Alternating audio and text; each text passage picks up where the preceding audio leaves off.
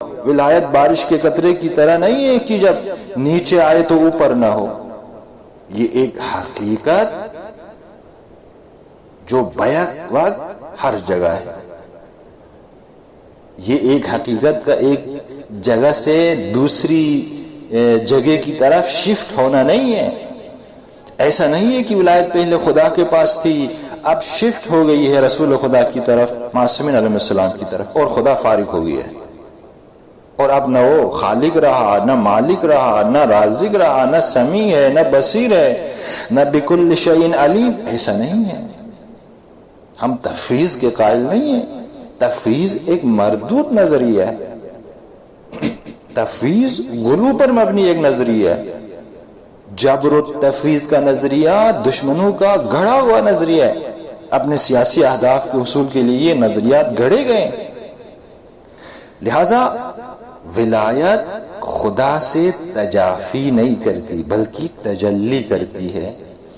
اور وجود مبارک رسول خدا ائمہ خدا معصومین علیہم السلام میں انسان کامل میں یہ ولایت جلوگر ہو جاتی ہے.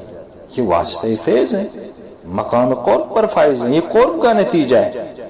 اسی لیے ولایت ان حسیوں میں جلوگر ہوتی ہے. ماحول کا اثر ہوتا ہے. برے لوگوں سے قربت بری صفات کا باعث بنتی ہے. اچھے لوگوں سے قربت اچھی صفات کا باعث بنتی ہے. اور جنہیں خدا کی معیت حاصل ہو پھر ان میں خدائی صفات جلوگر ہوں گی. پانی کا قطرہ جب سمندر سے مل جاتا ہے متصل ہو جاتا ہے تو سمندر بن جاتا ہے. پھر وہ قطرہ نہیں رہتا. جو خدا کی ذات میں فنا ہو جائے فنا فی اللہ ہو جائے اس کا وجود بھی نامحدود ہو جائے گا. اس فنا کا نتیجہ ہمیشہ کا بقا ہے.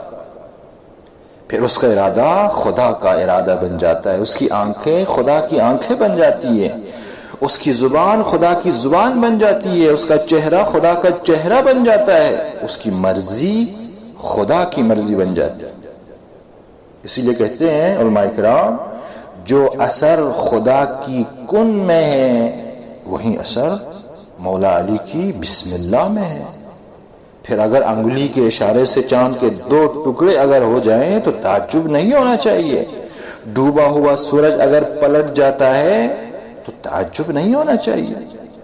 کسی نے مولا علی سے پوچھا مولا جب آپ سے کچھ پوچھتے ہیں سوال کرتے ہیں تو آپ ذرا بھی سوچتے نہیں ہیں فوراً جواب دے دیتے ہیں. سوال ختم ہونے سے پہلے آپ جواب دیتے ہیں.